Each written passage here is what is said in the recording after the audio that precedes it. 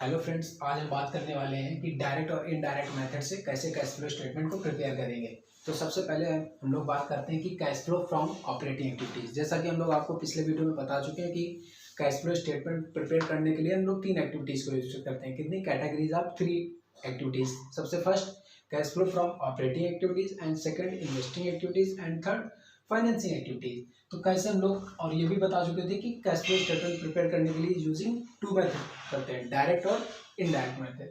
तो सबसे पहले फर्स्ट ऑफ ऑल हम लोग स्टार्ट करेंगे डायरेक्ट मेथड। अब डायरेक्ट मेथड में हम लोग कैसे सबसे पहले स्टार्ट करते हैं कि cash flow from operating activities. तो cash flow from operating activities, cash flow सबसे पहले रखेंगे।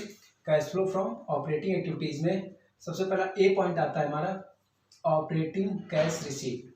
अब देखो ऑपरेटिंग कैश रिसीप्ट क्या होगा। जैसा कि हमने बताया था कि ऑपरेटिंग एक्टिविटीज में डायरेक्ट मेथड में हम लोग कैश को लेते हैं। अब कैश रिसीप्ट क्या क्या हो सकते हैं। तो आपके बिजनेस में ऑपरेटिंग एक्टिविटीज में कैश रिसीप्ट क्या क्या हो सकते हैं। तो जैसे हम लोग कैश में सेल्स करेंगे, गुड्स को मैंने सोल्ड किया, एंड जो गुड्स को पहले हम लोग क्रेडिट पे सोल्ड कर चुके थे, क्रेडिट पे जब गुड्स को सोल्ड किया था तो हमारे क्या बने होंगे, डेटर्स। क्या बने होंगे, डेटर्स। तो कैश डेटर से रिसीव हुआ होगा, ठीक है। एंड तो क्या हुआ, कैश रिसीप्ट क्या क्या होगा हमारे, cash received from debtors, cash sales, and royalty received या कमीशन रिसीव्ड। इसको क्या रखेंगे हम लोग ऑपरेटिंग कैश रिसीप्ट में, ठीक है। इसके बाद लेस क्या करेंगे, कैश पेमेंट। अब देखो कैश पेमेंट क्या हो सकता है। कैश पेमेंट में हम लोग आते हैं तो कैश पेमेंट हो सकता है कि गुड्स हम लोग अपने बिजनेस में फिनिश गुड्स में कन्वर्ट करने के लिए रॉ मटेरियल परचेज करेंगे। तो मैंने रॉ मटेरियल परचेज किया होगा कैश पे, तो उसको क्या करेंगे, कैश पेमेंट में दिखाएंगे। या हमने रॉ मटेरियल परचेज किया होगा क्रेडिट पे, तो हमको क्रेडिटर्स होंगे, तो मैंने क्या किया, क्रेडिटर्स का पेमेंट किया, ठीक है। तो इस उसको क्या करेंगे हम लोग, कैश पेमेंट में दिखाएंगे। तो कैश रिसीप्ट में रखेंगे कैश सेल्स या रॉयल्टी रिसीव्ड या debtor received, and cash payment में क्या दिखाएंगे, कैश कितना हमने परचेस किया कैश में और कितना क्रेडिटर्स को पेमेंट किया। तो रख के इसके बाद आएगा, निकल के आएगा सी हमारा पॉइंट। सी पॉइंट कैसे निकल के आता है, ए माइनस बी। कैसे निकल के आएगा, ए माइनस बी। सी पॉइंट निकल के आ गया। सी पॉइंट क्या निकल के आया, cash generated from operations. Cash generated from operations, cash generated from operation में हम लोग डी पॉइंट में क्या करेंगे, लेस इनकम टैक्स। अब देखो बात करते हैं कि इनकम टैक्स जैसा कि हम लोग आपको बता चुके हैं कि इनकम टैक्स अगर हमको क्लियर फाइल करके दिया गया है कि इनकम टैक्स हमको ऑपरेटिंग से लेस करना है या इन्वेस्टिंग से लेस करना है या फाइनेंसिंग से लेस करना है, तो हम लोग उससे लेस करेंगे। अगर हमको क्लियरली स्पेसिफाई करके नहीं दिया है तो हम लोग क्या करेंगे, ऑपरेटिंग एक्टिविटीज से ही माइनस करेंगे। तो यहाँ पे टैक्स हमको सबसे पहले हमने बताया कि इनकम टैक्स हम लोग कहाँ से पे करेंगे, जब हमको स्पेसिफाई करके नहीं दिया गया होगा, ऑपरेटिंग एक्टिविटीज से। तो हमने क्या किया, लेस इनकम टैक्स पेड। जब इनकम टैक्स पे कर दिया तो ई पॉइंट हमारा निकल के आया, cash flow before extra ordinary items. अब वो क्या निकल के आया, cash flow before extra ordinary items. अब इसमें क्या करेंगे, ऐड और लेस करेंगे cash flow extra ordinary items. क्या लेस, ऐड या लेस करेंगे, cash flow from extra ordinary items. जब उसको लेस या ऐड करेंगे तो निकल के आएगा net cash flow from operating activities. क्या निकल के आया, net cash flow from operating activities. फिर हमारा सेकंड पॉइंट आता है, जब हमारा ऑपरेटिंग एक्टिविटीज निकल के आ जाएगा, सेकंड आता है हमारी कौन सी activities, investing activities. Investing activities में क्या करेंगे, cash flow from investing activities में आते हैं। तो इन्वेस्टिंग एक्टिविटीज में भी इनफ्लो होगा और आउटफ्लो होगा। अब देखो बात करते हैं कि इन्वेस्टिंग एक्टिविटीज में इनफ्लो क्या होगा। तो सबसे पहले बात करते हैं कि इन्वेस्टिंग एक्टिविटीज में इनफ्लो क्या क्या हो सकता है। अब देखो इनफ्लो हो सकता है कि हमने कोई भी एसेट्स सेल्स की, तो हमको क्या होगा, इनफ्लो होगा। देखो अब यहाँ हमको ये बात करनी है कि हमको कैश फ्लो स्टेटमेंट में ओनली कैश से मतलब है।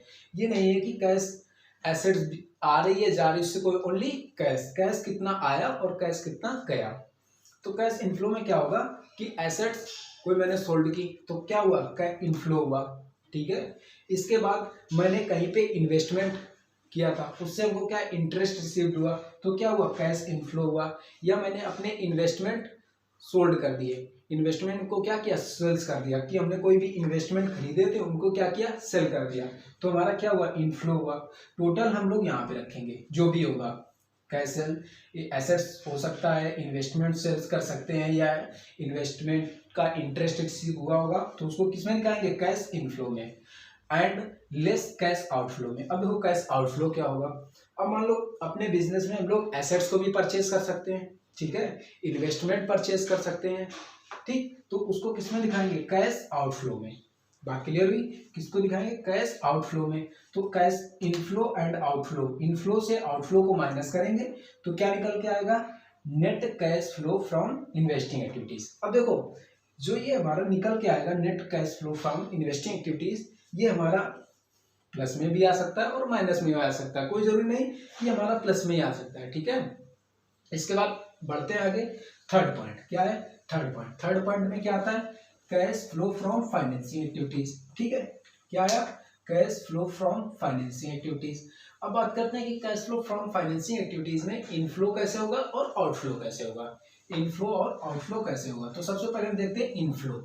अब बात करते हैं इनफ्लो कैसे हो सकता है, तो फाइनेंसिंग एक्टिविटीज में इनफ्लो कैसे होगा, जैसे हम अपनी कंपनी के शेयर इशू करेंगे, तो जब शेयर इशू करेंगे तो हमको इनफ्लो होगा, तो उसको किस में दिखाएंगे इनफ्लो में दिखाएंगे, ठीक है। मैंने डिवेंचर इशू किए तो उसको किस में दिखाएंगे डिवेंचर इशू करेंगे तो कैश रिसीव्ड होगा। अब हम आपको पहले बता चुके थे फर्स्ट लेक्चर में कि cash flow from financing activities में क्या क्या आता है, तो उसमें हमने बताया था capital and borrowings and loans, capital borrowings and loan. तो इनफ्लो में क्या क्या होगा, अपनी कंपनी के हम लोग शेयर इशू करेंगे तो कैपिटल रिसीव होगी इनफ्लो होगा, या डिवेंचर इशू करेंगे, ठीक, या हम लॉन्ग टर्म बोरोइंग्स करेंगे तो किसमें आएगा इनफ्लो में।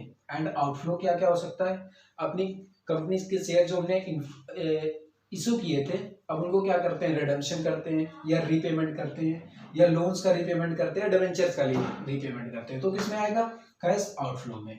इसके बाद निकल के आएगा net cash flow from financing activities, क्या निकल के आया net cash flow from financing activities. अब जब net cash flow from financing activities निकल के आ जाएगा, इसके बाद हम देखेंगे फोर्थ पॉइंट हमारा नेट इंक्रीज या decrease in cash and cash equivalents. अब फिफ्थ पॉइंट क्या है नेट इंक्रीज या decrease in cash and cash equivalents. अब क्या करेंगे first and second and third point को तीनों को मर्ज कर देंगे, first plus second plus third, या माइनस का भी हो सकता है, या सेकंड माइनस का आया तो हम लोग फर्स्ट और थर्ड को प्लस कर लेंगे, सेकंड को माइनस करके रख देंगे net increase in cash and cash equivalents, ठीक है। इसका फिफ्थ पॉइंट क्या करेंगे cash and cash equivalents in the beginning of the year. अब देखो ये जो होगा कैश हमको क्वेश्चन में दिया होगा कितना हमारा ओपनिंग कैश है और कितना क्लोजिंग कैश है, लाइक 2019 एंड 2020, तो ये क्या हो गया ये हमारा ओपनिंग हो गया और ये हमारा क्लोजिंग हो गया। तो हम लोग क्या करेंगे ओपनिंग को यहाँ पर रख देंगे, क्या रखेंगे cash and cash equivalents in the beginning of the year. जब हम लोग ओपनिंग का रखेंगे तो हमारा क्या निकल के आएगा इंड का 2020 का cash and cash equivalents in the end of the year. तो ऐसे हमारा आंसर मैच कर जाएगा।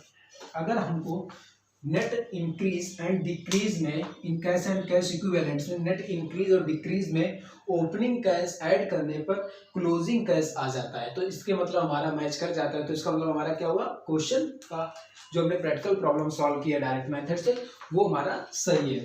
बात समझ में आई क्या कि वो net increase and decrease in cash and cash equivalents में हम लोग क्या करेंगे ओपनिंग कैश को ऐड करने पर क्या आ जाए क्लोजिंग कैश मैच कर जाए तो हमारा क्या होगा आंसर सही होगा। बात समझ में आई। तो अब इनडायरेक्ट मेथड से कैसे cash flow from operating activities को सॉल्व करेंगे। अब देखो डायरेक्ट मेथड हो या इनडायरेक्ट मेथड हो ओनली डिफरेंस किससे होता है ऑपरेटिंग एक्टिविटीज से, ठीक है। फाइनेंसिंग और इन्वेस्टिंग हमारी सेम होती है, सिर्फ किसमें चेंजमेंट आता है इन ऑपरेटिंग एक्टिविटीज में, डायरेक्ट और इनडायरेक्ट मेथड में। ऑपरेटिंग एक्टिविटीज और इन्वेस्टिंग एंड फाइनेंसिंग में नो चेंज। तो सबसे पहले हम ऑपरेटिंग एक्टिविटीज में देखते हैं, तो इनडायरेक्ट मेथड से cash flow from operating activities. अब सबसे पहले हम लोग इनडायरेक्ट मेथड में cash flow from operating activities में क्या रखते हैं net profit as per profit and loss account difference between opening and closing balance of PL account. अब देखो क्या है, क्वेश्चन में हमको प्रॉफिट एंड लॉस अकाउंट का बैलेंस दिया गया होगा, ठीक है। क्या दिया गया होगा? प्रॉफिट एंड लॉस अकाउंट का बैलेंस, क्लोजिंग और ओपनिंग बैलेंस। जैसे क्लोजिंग और ओपनिंग बैलेंस हमारा क्या होगा? 2018 2019, ये क्या हो गया हमारा ओपनिंग, ये हमारा क्या होगा क्लोजिंग। अब लाइक जैसे ओपनिंग दिया है 50,000 एंड क्लोजिंग दिया 80,000, तो हम लोग क्या करेंगे, क्लोजिंग से ओपनिंग को माइनस कर देंगे, कितना आएगा 30,000। इसको कहाँ पे रखेंगे?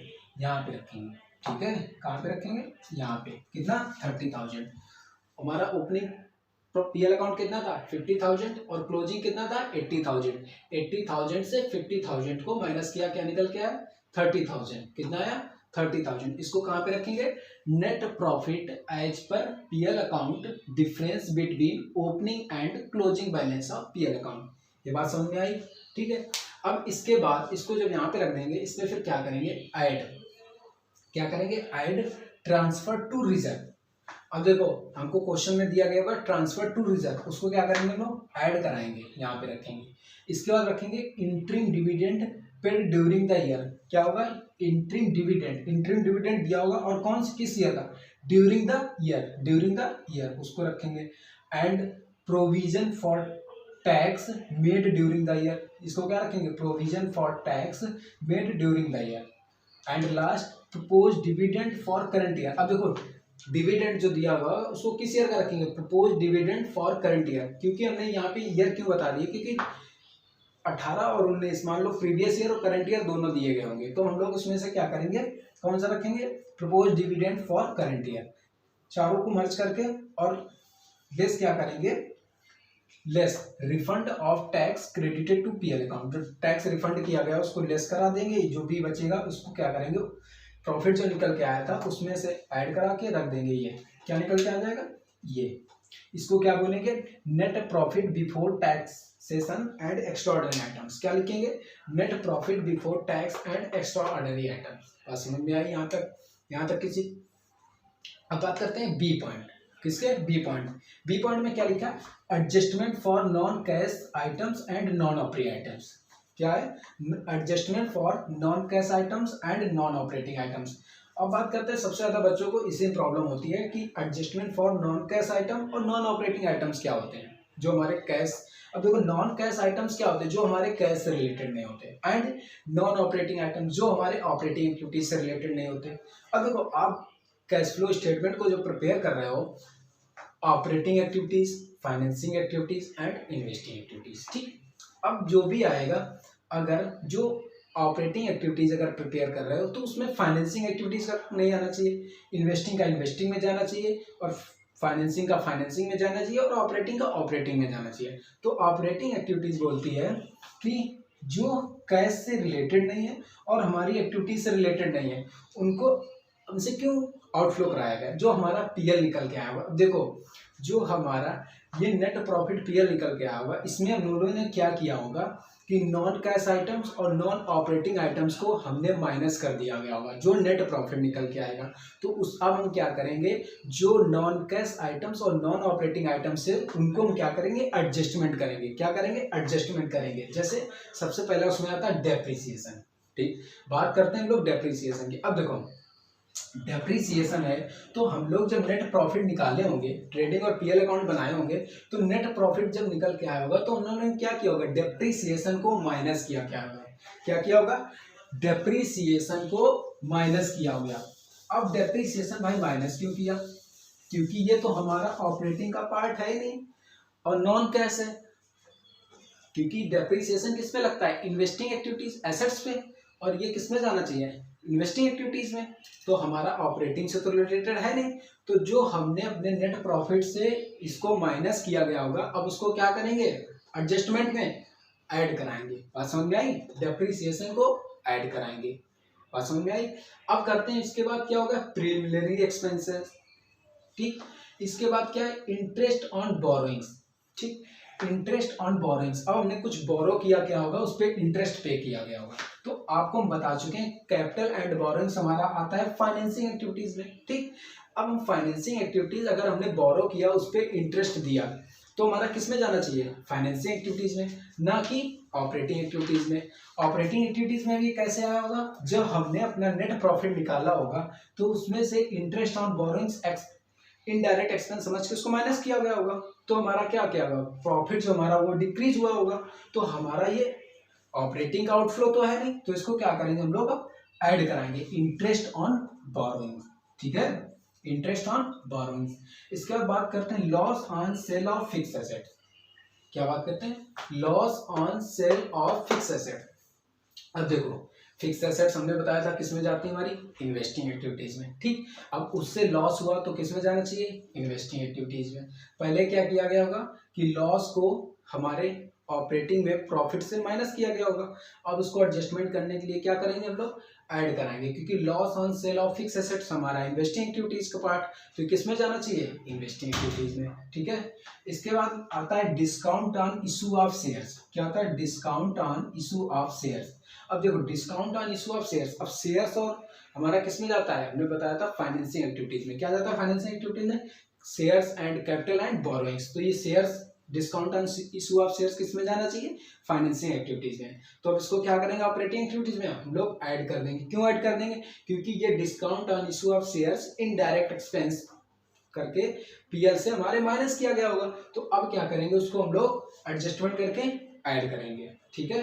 लास्ट आता है डिवेंचर राइट रिटर्न ऑफ, इसको क्या करेंगे, इसको भी ऐड कर लेंगे। तो हमारा क्या निकल के आएगा, टोटल ही आ गया, ठीक है।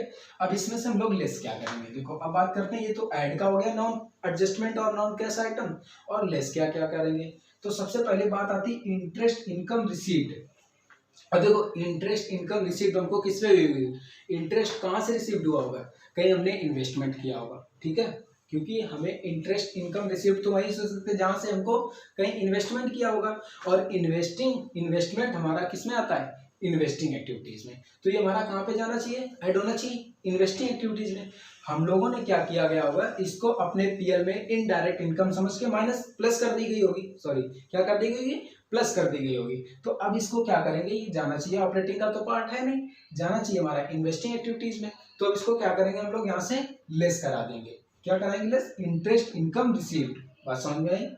इसके बाद आता है डिविडेंड इनकम रिसीव्ड। अब देखो डिविडेंड हमको कहाँ से रिसीव हुआ होगा, कहीं पे हमने इन्वेस्टमेंट किया होगा, ठीक है। जब इन्वेस्टमेंट किया होगा तो वहां से हमको डिविडेंड मिला होगा, जो डिविडेंड हमको रिसीव हुआ। अब डिविडेंड रिसीव्ड किया है तो ये हमारा इन्वेस्टिंग एक्टिविटीज का पार्ट है, तो इसको हमने ऑपरेटिंग में क्या किया गया, अपने पीएल अकाउंट में इसको ऐड कर दिया है। तो अब इसको एडजस्टमेंट करने क्या क्या करेंगे, इसको हम लोग यहाँ से लेस कर देंगे। क्या लेस करेंगे, डिविडेंड इनकम रिसीव्ड, समझ में आई।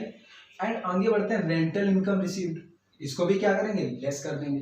फिर बात करते हैं profit on sale of fix assets. किस पे आते हैं, profit on sale of fix assets. अब देखो फिक्स एसेट्स हमारी किस में आती है, इन्वेस्टिंग एक्टिविटीज में, ठीक। एसेट्स है, एसेट्स हमारी किस में आती है, इन्वेस्टिंग एक्टिविटीज में। अब हमको इन्वेस्टिंग एक्टिविटीज में किसी एसेट्स को बेचने पर प्रॉफिट हुआ है, जो हम अपने पीएल अकाउंट में ऐड कर चुके होंगे, लेकिन भाई ये प्रॉफिट जो हुआ है ये इन्वेस्टिंग का पार्ट है। तो हम लोग यहाँ पे एडजस्टमेंट करने के लिए क्या करेंगे, इसको यहाँ से लेस करवा देंगे, बात समझ में आई। अब इसको टोटल करके हमने यहाँ रखा, जो यहाँ से निकल के आया उसको लेस करा दिए, तो हमारा निकल के आता operating profit before working capital changes. क्या निकल के आया, operating profit before working capital changes, ठीक है, operating profit before working capital changes. अब इसके आगे हम आपको बताते हैं operating before working capital changes के बाद कैसे फॉर्मेट बनेगा। करते हैं कि operating profit before working capital changes में इसके बाद ऐड और लेस क्या क्या करेंगे। देखो हमने आपसे बताया कि करंट एसेट्स करंट लायबिलिटीज, अब हमने आपको बताया कि ऑपरेटिंग में जो बिफोर वर्किंग कैपिटल चेंजेस में ऐड करंट एसेट्स और करंट लायबिलिटीज, हम लोग किसका मेंशन करेंगे, करंट एसेट्स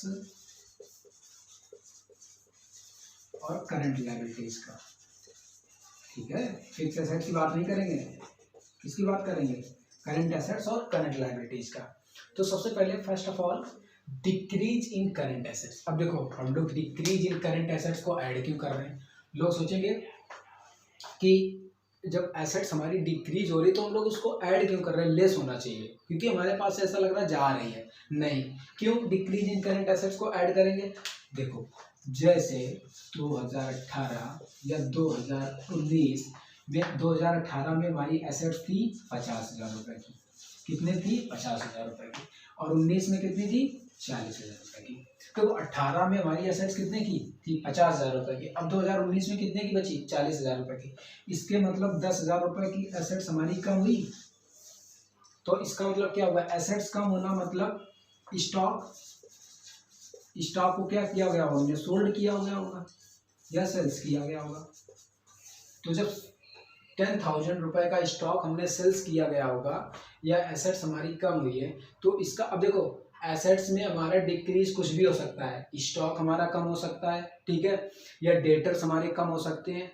अब देखो डेटर्स कम होंगे कैसे? अब डेटर्स हमें क्या होते हैं? डेटर्स वो होते हैं जो हमको पैसा देना मिलना होता है, जिसको हमने क्रेडिट पे गुड्स को सोल्ड किया होता है। तो अगर अब देखो, अगर डेटर्स पहले थे 50,000 रुपये के, अब बचे 40,000 रुपये के, तो इसके मतलब 10,000 रुपये डेटर्स ने हमको दे दिए होंगे, तभी तो 2019 का हमारा बैलेंस कम हो गया। तो अब इसका मतलब क्या है? इसको हम लोग क्या करेंगे? ऐड करेंगे। जब उन्होंने हमको पेमेंट कर दिया गया तो हमारा क्या हो गया होगा? इनफ्लो हुआ होगा। बात समझ में आई?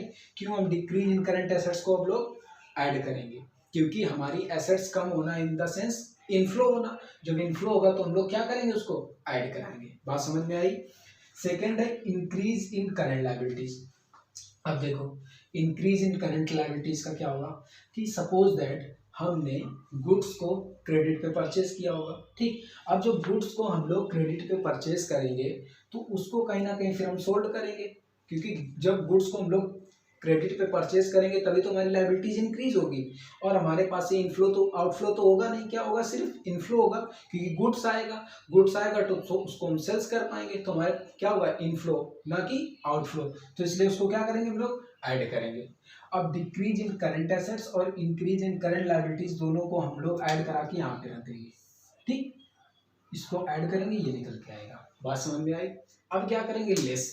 लेस में क्या करेंगे? Increase in current asset. अब देखो लेस क्या करेंगे? सेम उल्टा, reverse, vice versa, like increase in current assets. अब देखो इंक्रीज इन करंट एसेट्स को हम लोग लेस क्यों कराएंगे?